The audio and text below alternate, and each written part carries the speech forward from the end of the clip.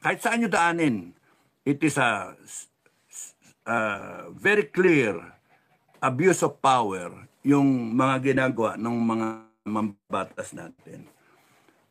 Nakala mo, ang linis-linis, mga honorable, kung tawag sa kanila, honorable, yung resolution 10 nga nakikinabang sila, pirma-pirma sila, very strict sila, very concerned sila doon sa 125 million na intelligence fund na inaano kay Inday Sara, na inano naman ng nagbigay naman ng opinion ang COA na ina-absuelto si Inday. Now, bakit yung kanila na kiniklear na pera taon-taon ay baliwala? Di ba mga plastic?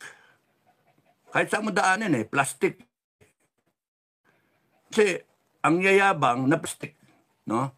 Tapos noon, ganun din tong mga intelligence fund ng presidente down the line, 400 agencies na Ginoong Marcoleta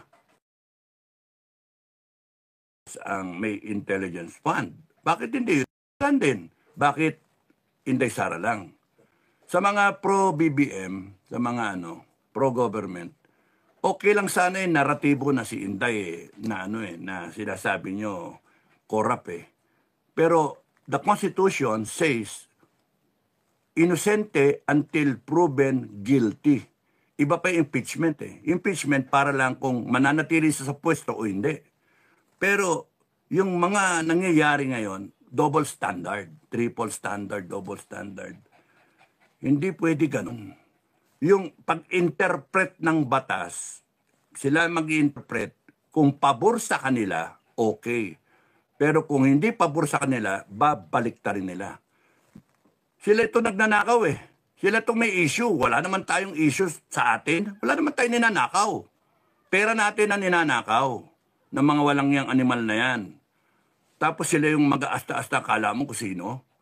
Well, anyway, ang good news dyan, hindi kayo magtatagal. Sa sobrang galit ng taong bayan, ang taong bayan talagang mag-aalsa. Wala ako, I don't have even to speak in front of a stage and then, rise up! Revolusyon na! Wala. Kayo ang may kasalanan yan. Magrevolusyon ang taong bayan. Kayo, Congress. Kayo sa gobyerno. Bongbong, Tamba. Lahat kayo. AFP, PNP. Inabuso nyo ang tao. Inabuso nyo yung power na ibinigay sa inyo. Pinahiram sa inyo. You have sincerely, no? Parang sulat, no? Sincerely yours. You have sincerely violated, brazenly violated the Constitution. Which kami, na kahit may kapalpakan niyang Constitution na yan, yun yung sinusunod namin. Because kung di tayo susunod sa Constitution, wala, maglabo-labo tayo.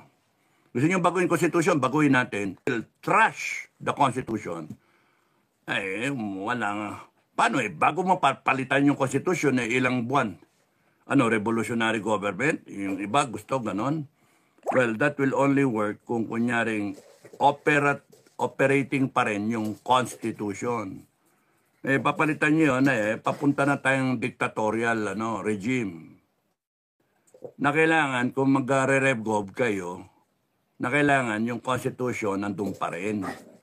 Because binabastos natin ang sarili natin kung kunyaring Constitution na yan, tinapon.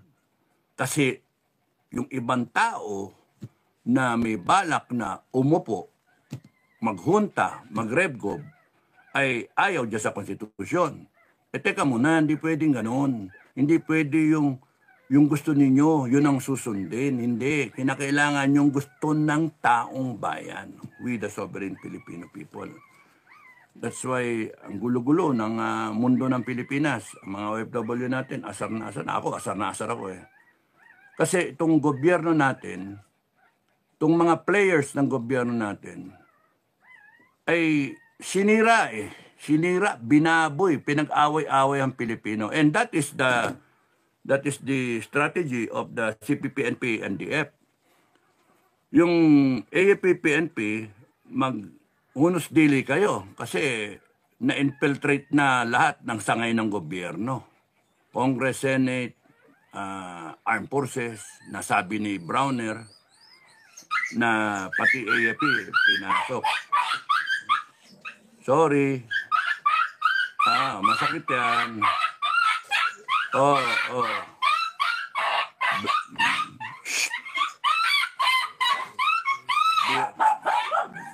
Rio. Virgin. Kawawa naman. Na virgin. First time. Oo, masakit. Rio, wag kang gumalaw. Rio, sit down. Na pinilit mo kasi. So, yun yung ano, ang gulo-gulo ng Pilipinas, tapos galit na galit ang taong bayan na nakakainis. Meron akong share sa inyo na yung kumakalat ngayon sa Facebook na ano ba to? Baliktad. Yung post ng isang teacher sa PMA, nakita nyo na siguro yun. Basahin ko, share ko sa inyo. Salamin ang kailangan. Okay. This came from the post of Rachel Luna Peralta. Mama, teacher, Professor Rachel Luna Peralta. Ang gandang gabi sa inyo. Shout out sa inyo. I was once a civilian instructor at the PMA. In fact, it was at PMA where I started my teaching career in 1999. Di na kami inabutan. 83 ako eh. A year after I worked at UMA 5 PMA as a researcher and speech writer. I was then 23, batang-bata, when I embarked on teaching. The academic and military training that the cadets go through at PMA are rigorous and regimented. Hirap. But the underlying core values of courage, integrity, and loyalty are embedded in their daily routine. S. Indoctrination and code of conduct. The challenge is greater when they leave the portals of the academy to pursue their careers at the Army, Navy, or Air Force or civilian sector. The time wala nang mayor na PNP kasi hanggang 1992 lang yung nag-graduate. PNP na. This is where their genuine skills and values are tested. Pagka nasa labas ka na, pagka nasa field ka na, you'll be exposed to a lot of hanky-panky, corruption within the service, government, mga ganun ba, negosyante, binabayaran ka, etc. etc. So pagka weak yung character mo, weak yung indoctrination mo sa academy, makakain ka. And ang sad is sometimes mula tiniente okay pa yan, captain, pagdating ng colonel, doon medyo nagkakaroon ng hanggang sa maging general. Which is a problem now that we are facing. Okay. This is where their genuine skills and values are tested. When former students are killed in combat, my heart bleeds for them. But when former students rise from the ranks, my heart cheers for them. Siyempre, na estudyante mo, makita mo, naging general. No? When a PMA graduate hits the headlines due to conduct unbecoming of an officer or a gentleman, I feel despondent and memories flash back, recalling how military and civilian instructors did their roles in molding the young minds and character of these members of the Long Gray Line. What went wrong? Ano nangyari? Anyari? What needs improvement? Saan mali? Alin yung dapat baguhin? Ano yung dapat repasuhin? To my former PMA students who are now active officers of the Armed Forces of the Philippines, I urge you 1999, so mga ano na yan ngayon, kernel na, mga kernel na. So yung mga 2000 yan, plus nila Padilla, no? Kernel na. And then down the line, ewan ko kung hanggang kailan siya, no? So para yung mga kernel down the line na, iba general na. Wala pa siguro. So,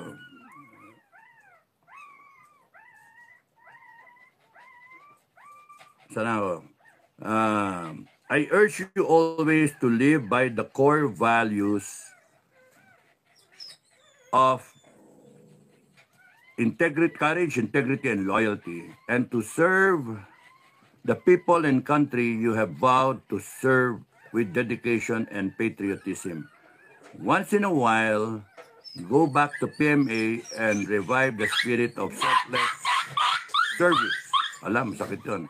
That you nurtured in your heart when you were still pledging cadets. Kaya nga, yearly merong tinatawag na alumni homecoming. So pagka nandun ka kasi, alumni homecoming, parang nafe-feel mo ulit. Kinakanta pa yung Strong Hearts. Yung PMA Hail to Thee, no? Very solemn, feel mo kung talagang nararamdaman pa ba. Ayun. Sa akin naman, hindi ako masyadong nag-attend na ng homecoming because dito ako nakatira sa Baguio na nandyan lang ang PMA. That's why I settled here in Baguio because I felt na I'm close to PMA. So by heart, yung malapit lang ako sa pinanggalingan ko ng courage, integrity, loyalty. No? And I did not stay on till retirement sa serbisyo kasi nawalan lang ako ng gana eh. Meron akong nakikitang hindi tama. No? So sabi ko, ayoko ng ganito. Kinakailangan baguhin. Ang tanong nga kung umabot ako sa Chief of Staff, if ever, mababago ko ba o kakainin lang ako ng sistema? Ewan ko, hindi ko alam. Okay. So, sabi niya, do not fail the people who trust you. Do not fail the nation that brought you to where you are now. Let not power nor dirty politics swallow your values. Do not allow people to hate you because you are doing the wrong thing. Instead, let them love you because you are doing the right thing. Konsensya niya mga mga estudyante niya, mga PMAyer. Help rebuild the nation scarred by the ill effects of poverty and corruption. We are at a critical period in our nation's history. Imagine, a simple professor from PMA, sinasabi niya yan, we are at a critical, sana yun, wala. We are at a critical period in our nation's history as cavaliers stand up for what is right for the country. Okay, ulitin ko As cavaliers, as PMAers, stand up for what is right for the country. Let not your self-aggrandizing motives overpower your desire to serve the nation. And if you find yourselves in a constant battle between personal interests and the nation's interests, may the latter, sana yun?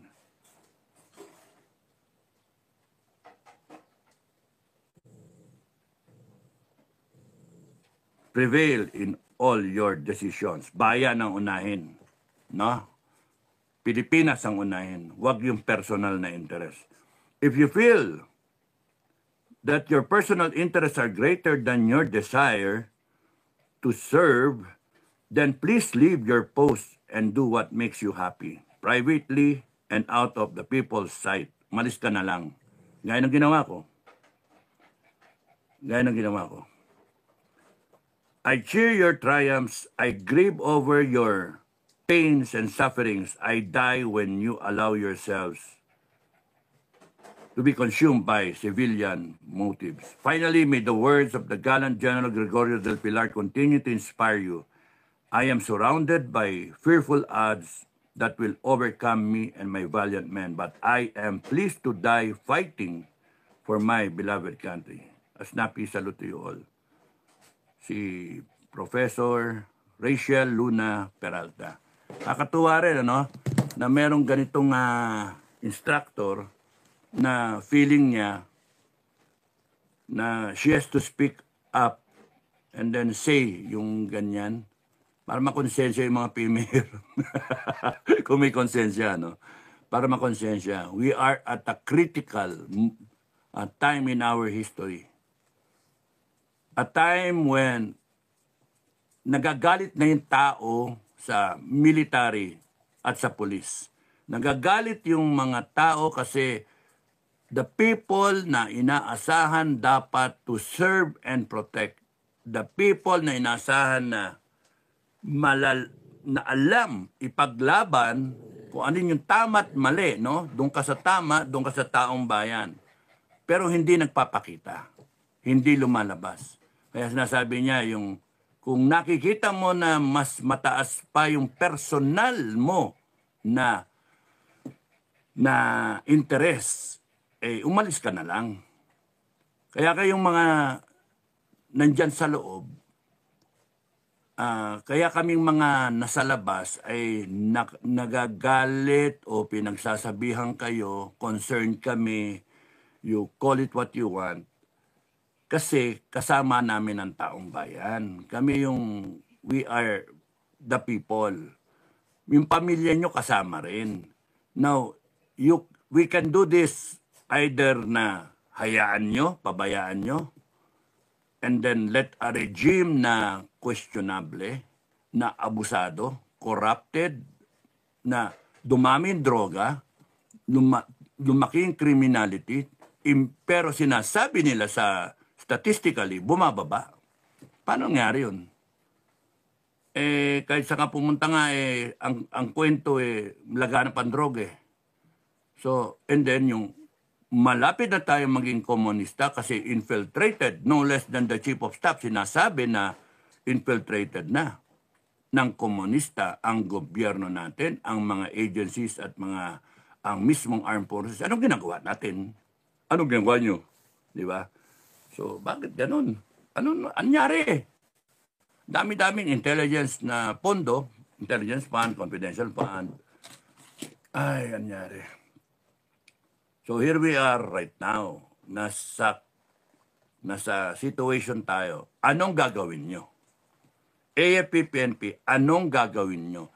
Kayong mga nasa itaas, anong gagawin nyo?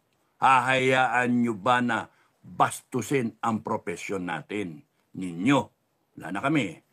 Bastusin ang institusyon. Hanggang dun sa pinanggalingan na eskwelahan ninyo, yung akademya, bastusin, niyurakan kasi alam nila yung formula. Magkano ba? Magkano? Ito bayad, salampa ko sa'yo. O, loyal ka sa akin, ha? Puta. Malis na lang kayo.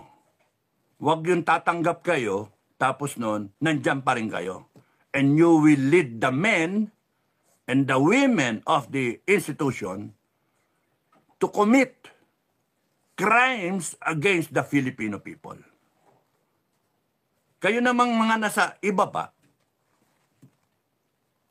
discern what is right and wrong. Pagka nakita nyong mali, magsalita kayong mali. Hindi yung yuyuko kayong ganyan pero pinapatupad nyo. Yung ginawa sa KOJC, tama ba yon o mali? O para akong Congress, yes or no? Tama ba yun, mali? Kasi kung mali, bakit nangyari? Yung ginawa kay Duterte, tama ba yun o mali? Isinubo sa ICC na walang jurisdiction. Walang jurisdiction kasi dapat dumaan muna sa korte natin. Wala. Hindi dumaan sa korte natin. Pinwersa. Tama ba yun na humihingi siya ng doktor niya? Tama ba yun na pinagkait yung kanyang doktor? Tama ba yun na yung kanyang legal na attorney bibit-bitin, poposasan pa eh. Tama ba yun? Garapalan na abuso ang ginawa. And here you are, wala kayong ginagawa. At ngayon, panay ang salag, Senate ayaw umattend. Anak ng toko kayo. Tapos babalikan ko yung sinasabi ko kanina na yung umiikot na yon, I will not give importance to that, whether kung si Gibo ay sinasabi na siya yung kasama do sa pagplano. I'd rather maintain my right to think, no? My thinking process. Lahat kayo involved, mga hinayupa kayo. Lahat kayo involved. Marcos, down the line. Involved kayong lahat. At pagka umikot ang gulong, there should be closure dito. Uusigin dapat lahat ng involved na yan. Ba't wala pa nagre-resign hanggang ngayon? O di lahat kayo involved. Kasi kung ako, sa standard kong mga kabagang, ha? Pare-pares tayo nung pinanggaling ng eskwelahan eh, no? Ewan ko, absent siguro kayo nung tinuro eh. Kung sa akin nangyari yon, lumabas ang pangalan ko, okay, erase. Balik ako. Kung sa akin nangyari yon at na-involve ako sa pagplano niyan, tatayuan ko kayo, ang sasabihin ko sa inyo, mga ina nyo, mahiya kayo. BBM, mahiya ka. Nagpalibing yan ng tatay mo. Sir, I'm sorry, pero Mr. President, I'm sorry. I don't want to be part of this stupid activity. Because for one, I know, magkamali kayo. Kasi mabuhay ang Duterte na mga followers. Ang dami niyan. Langkay-langkay yan. Para mga babuyog yan. Tutuklawin kayo niyan. No? They will sting you. And you will suffer. Your government will go down. Dahil sa pagkakamali na yan. Sino bang gago nagsabi sa inyo na patanggal si Duterte? Kasi you're blinded with your thinking na kaya nyo. At pagka na-neutralize siya, nagmamadali kayo, mag-e-eleksyon na. Yun yung dahilan eh. Na kailang mawala si Duterte. Parang susunod dyan si Sara.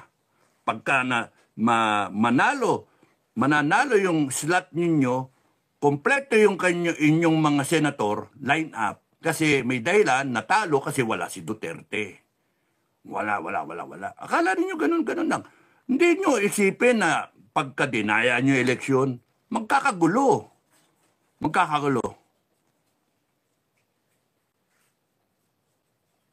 Tapos ano game plan nyo? Pagka nanalo yung Senate slot nyo, impeach na Inday. Di ba?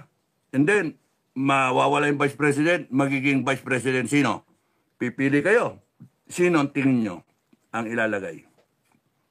Escudero o si Tamba?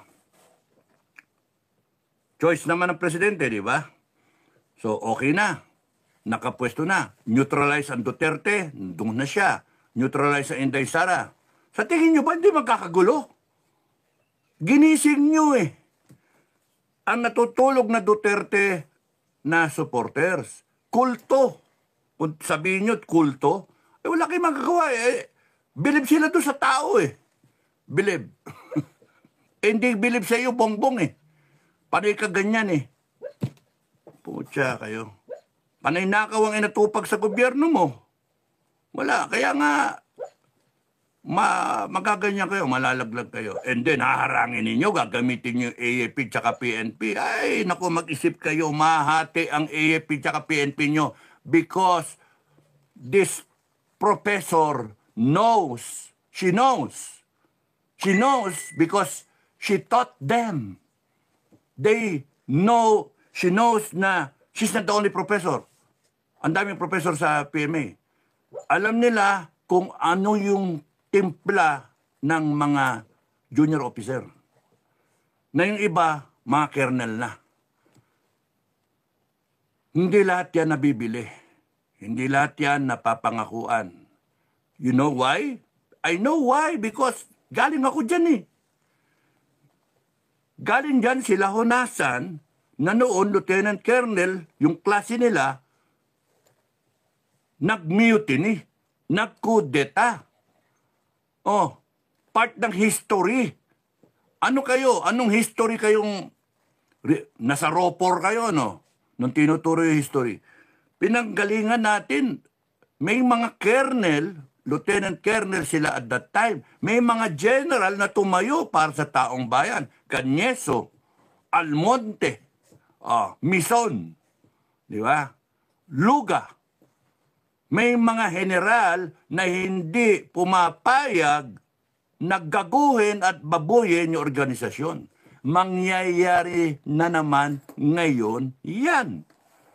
Ang titigas ng kukote nyo. You think you know what you're doing? Of course not. Because you are committing so many mistakes and we are now here in the verge of a revolution. We are here in the verge of civil war. Sino may gawa? Taong bayan? Duterte? Hindi. Kayo. Hinuli nyo eh. Tore, ikaw, naka-contribute ka. Kala mo you're doing it properly, you're doing it right. Tapos sasabihin mo na lang, hihugas kami ka eh. Sabihin mo, sumusunod lang ako eh. I'm like a good soldier. I am following the commander-in-chief. Hindi ganun ang ang dapat na thinking. Because you only follow orders that are constitutional, that are lawful. You do not follow stupid, illegal orders.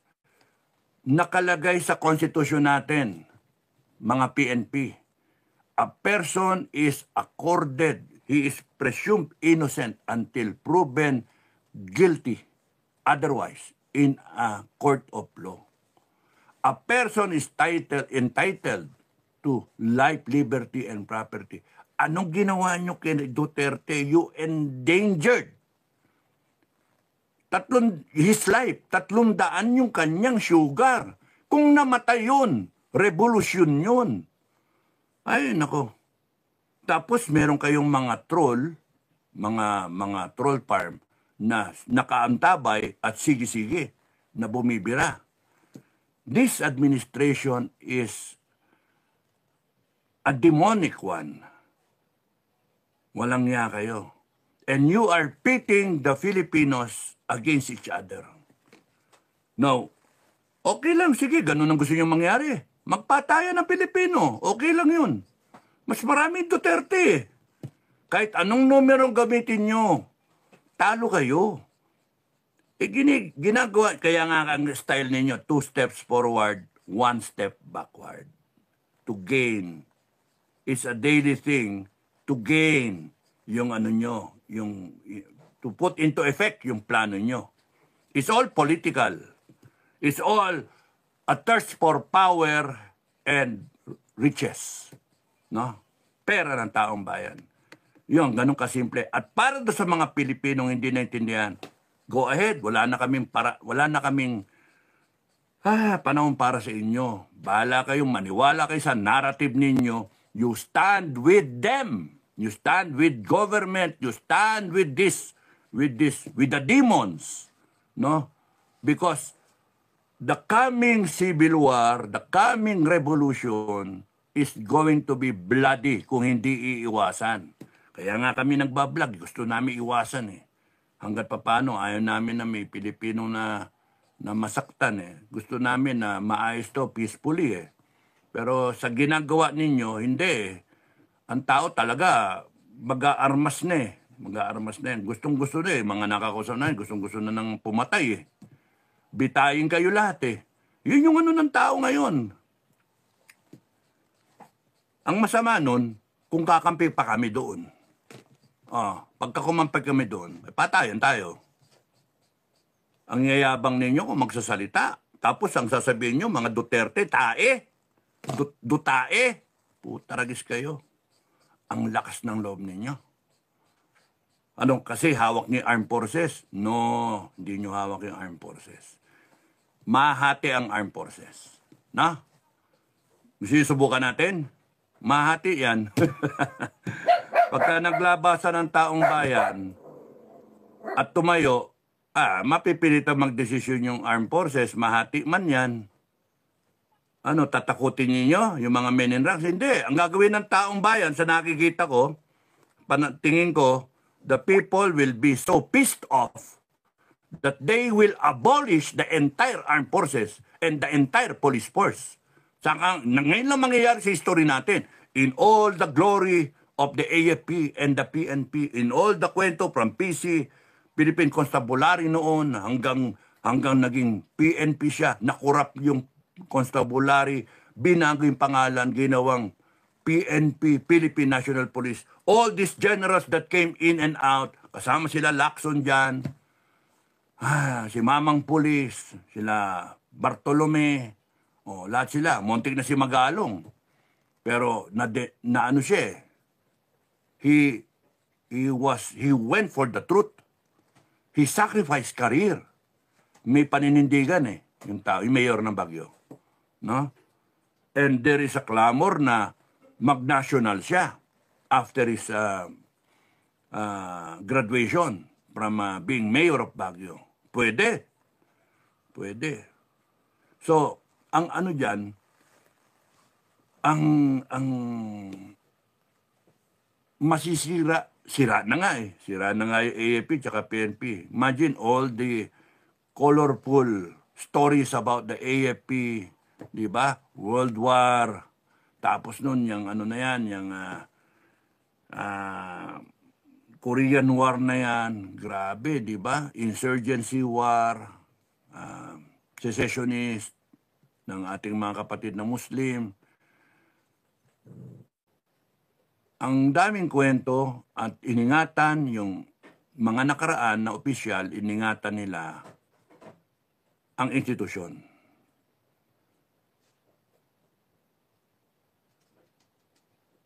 Anyari, bakit ngayon hate na hate ng tao yung institusyon? Doon kami nababagabag.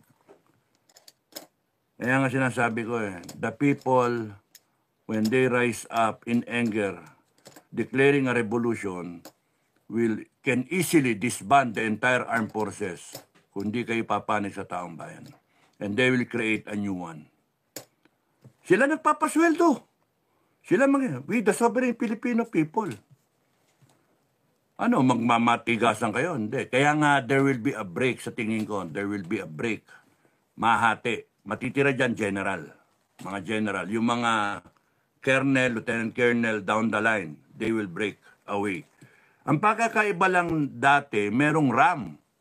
Reform the Armed Forces Movement. Sinabi ko na yan tapos yung later years, may SFP, Soldiers of the Filipino People, at saka YOU, Young Officers Union. Ngayon, wala. Pero it can happen spontaneously kasi merong internet ngayon. Hindi kagaya dati, tawag-tawag ka, hindi pa ganitong cellphone, no? Tatawag ka, hello, hello, party line. Pero ngayon, with the click of a finger, makontak mo na hanggang Mindanao. Cell site, etc., may internet, ang information ang dali. Kahit may disinformation, by this time, itong mga opisyal at mga sundalo ay meron ng pinapakinggan na tiwala sila na hindi fake news. So, tingin ko mahati. Yun yung mahati. Kasi doon yung mga indikasyon May mga chatter sa group chat nila, may chatter sa mga mga alma mater by class or by association. Some are silent but they know what's wrong and they're just waiting for the right time. May tatayo, kung may tatayo o wala. Pagka tumayo ang taong bayan, yun na yun.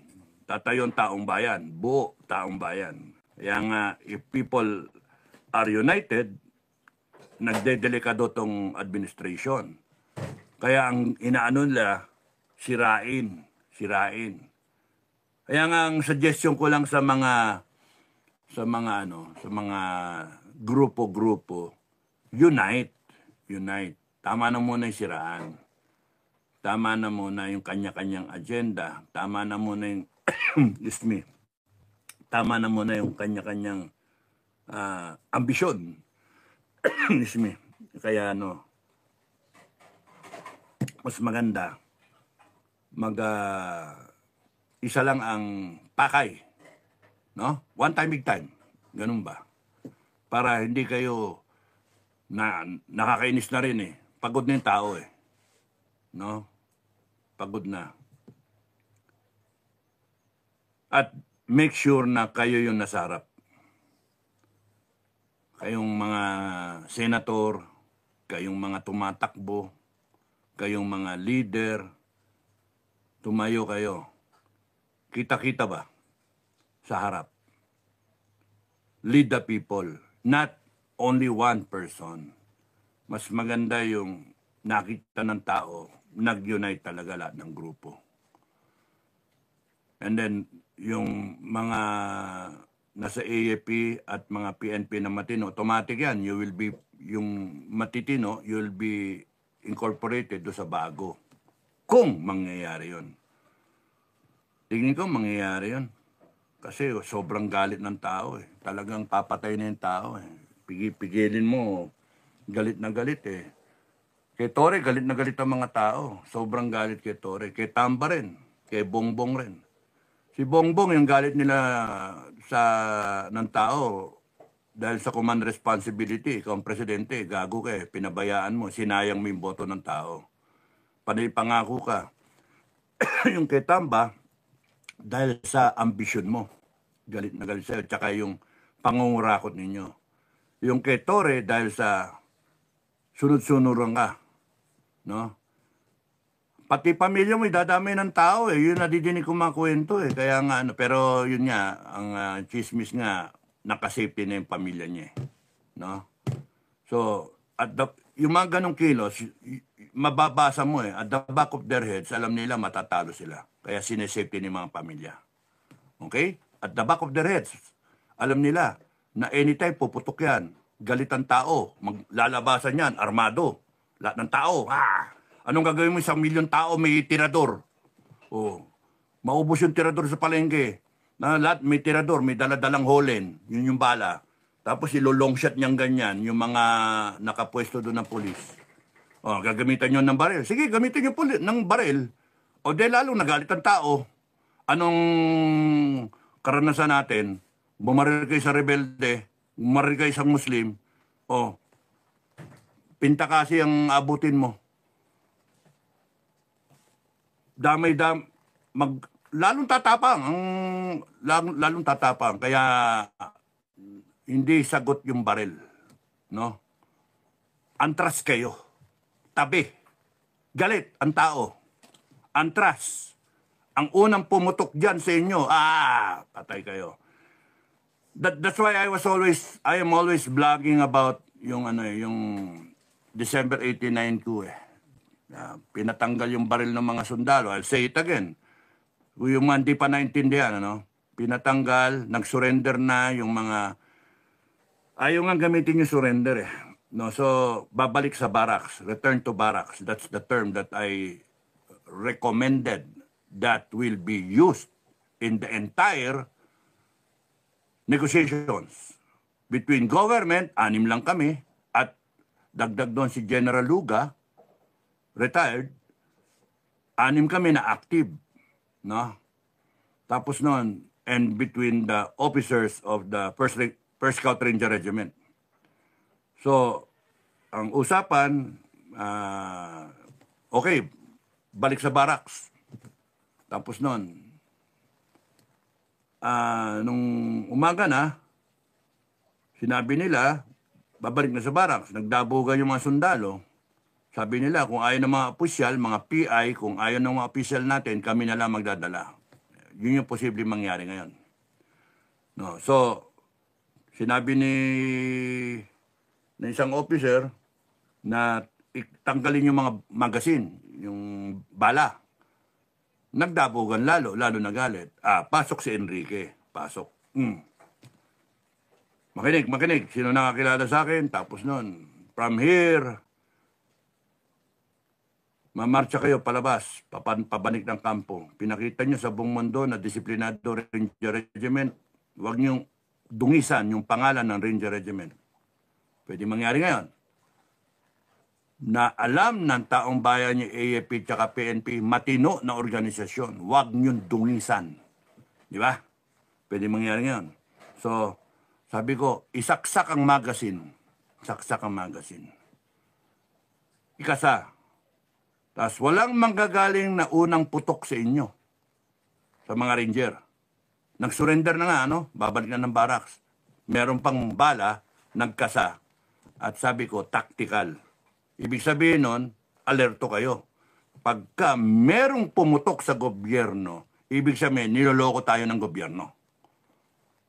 Banatan nyo, tapos nun, balik sa Makati, I will lead you. O ano nangyari? Sinabihan yung gobyerno, huwag nyong ikabit yung magazine ninyo, tanggalin yung magazine nyo. Pwedeng mangyari ngayon. Yung taong bayan ang baka lumabas ng armado. Na sasabihan yung mga taong bayan, napakadelikado ng sitwasyon nyo kasi pwedeng pasukan eh. No? Pero pagka sinabihan mo yung mga taong bayan, pagka meron diyang gulpi sarado yun. Pagka may nanirador dyan, may nantaga dyan, may nasaksak sa mga kababayan natin, gulpi sarado yun, pukpukin, basagin niyo yung ulo. Ganon. Ganon yung Not, kumbaga magdadala sila ng gamit pandepensa. Kasi wala na silang maasahan sa AFP at saka sa PNP. Yun yung inaalala natin. Wala nang maasahan. Imbis na kayo to serve and protect, you are serving and protecting your own personal interest. Ngayon, may matitino. Ayaw nila. Kaya nga, magbe-break away. Ganun ang mangyayari dyan. Yung mga matitino dyan, kakalas. Doon sila sa taong bayan. And then it will be history. Yun yung masakit na nightmare. Nightmare yun. Sipin mo, ikaw ang AFP, PNP, tapos nun lumabas ang taong bayan na milyon, tapos nun may armas. Diyos ko. Wala silang pakialam sa gun ban. Wala. Bakit mag-gun ban? Gagawa nga kayo, binayolate yung konstitusyon eh. O, ano yung right ng Duterte? Ano yung right ng tao na life, liberty, property, yung right ng due process? Wala. O, ba't re-respetuhin ng taong bayan? Bakit re-respetuhin yung batas natin? Ano yan? Gago kayo? Pagka kayo nag-interpret ng batas, pwede. Pero pagka yung tao, hindi pwede. Ay, gago. Huwag nyo kaming bulahin. Niloloko nyo kami. Kaya nga galit ang tao sa inyo. So, yun yung pwede mangyari. Kaya nga, anytime, pwedeng pumutok yan eh. Anytime. Ay, nako. Sakit ng ulo nyo. Because, pagka iniisip ko nga yun, nightmare yun eh. Sakit sa ulo ng AFP tsaka sa PNP yun. Anong gagawin nyo? You will get all your PNP and AFP there, standing, in phalanx, na nakaharang, armado. Ano, tingin nyo, matatakot yung taong bayan sa inyo? Hindi na matatakot. Kasi galit na galit. Ginalit nyo yung taong bayan. Ginalit nyo. Huwag nyo tataboyin, huwag nyo nga harangan. Armado eh. O, armado na. O, paano? Paano kung nangyari yun? So, anong gagawin nyo? Withdraw. Withdraw. O kaya tanggalin nyo yung magazine nyo. Huwag kayong magdala ng baril. As a gesture na you are still soldiers of the Filipino people. Sakit sa ulo yun, 1 milyon na tao. Grabe, no? Sakit sa ulo nun. Ayoko maging commander sa ganyan. Na ikaw yung naatasan tapos may order na balatan mo. Tirkasin mo.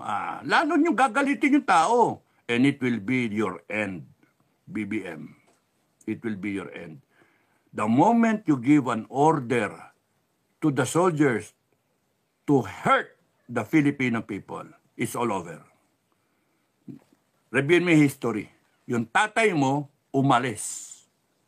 Ikaw, kung di ka aalis, lalansagin ka ng taong bayan. Gagawin kang langgunisa. Tatagtarin ka ng taong bayan. Ganun ang galit eh. Ginalit mo eh. Eh, nako kayo. Ang yayabang pa. May mga ganyan-ganyan kapatore. Oh, nagagalit ng tao, galit na nga yung tao, pipikunin nyo pa. Hindi ganun. You have to understand the people. Yun yung mga amo nyo eh. You have to understand the people. So hindi pwede yung ganun na style. No? Yan. Isang oras na pala ako ah. Tulin ah.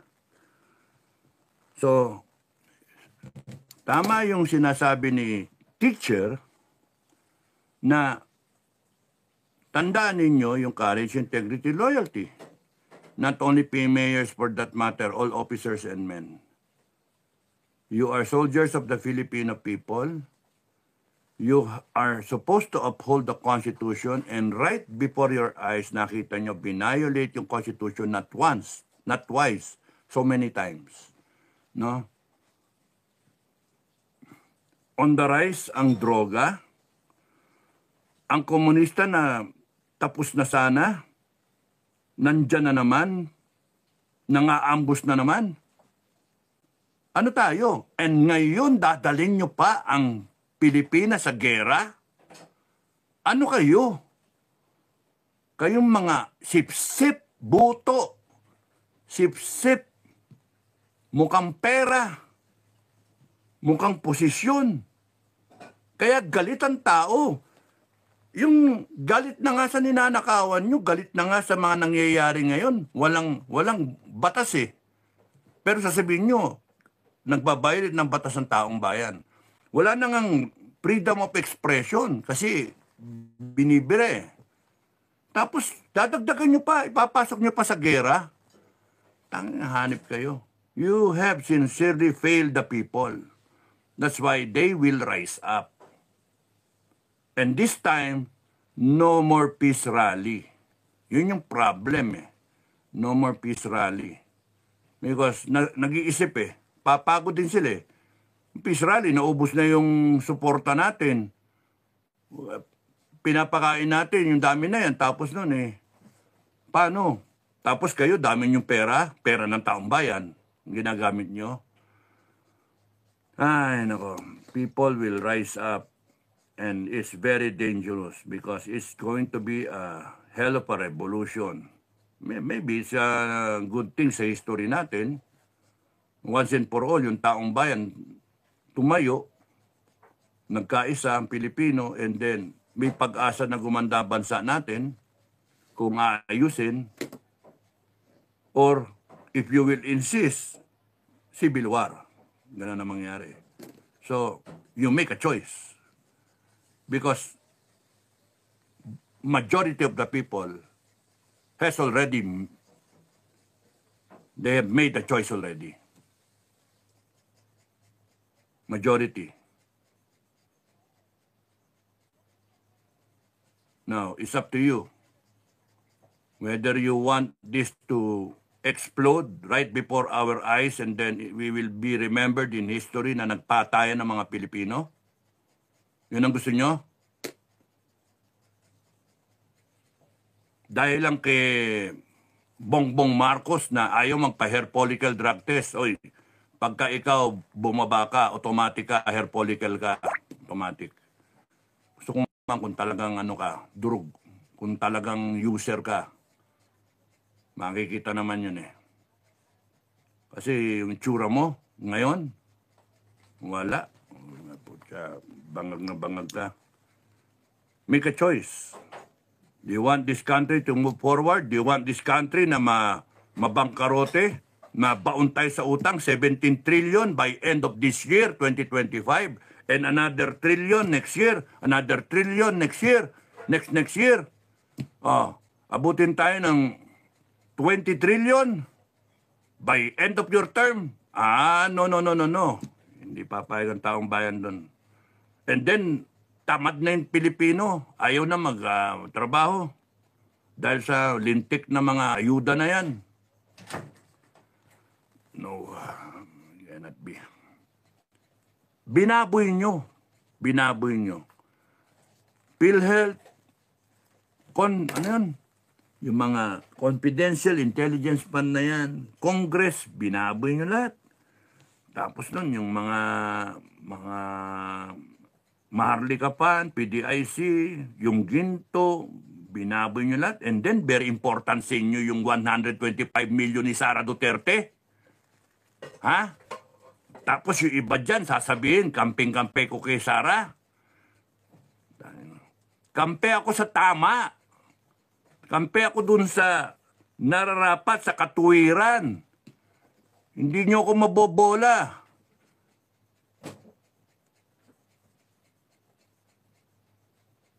Maniniwala ka ba? Pipilit ninyo na may kaso siya. Sinabi nga ng COA. Ano yon? O di pagka sinabi ng COA, kayo, mga walang niya kayo, magnanakaw kayo. Hindi kami dapat maniwala. Hindi kayo naniniwala sa sinasabi ng COA. Ay, kayo, mga walang niya kayo. Kaya nga, maganda yung magkaroon ng ano na rin, ng maayos na yan. Maganda na rin matapos to. Kasi busado kayo eh. Binaboy nyo lahat eh. Pati AFP, PNP, binaboy nyo eh. Kayong mga natitira dyang matitino, no? Kayong natitirang matitino dyan. Be sure, you know where you will stand. Will you be soldiers of the people o soldiers of Bongbong Marcos o Tamba? You know where you stand. The Filipino people, be sure you know where you stand.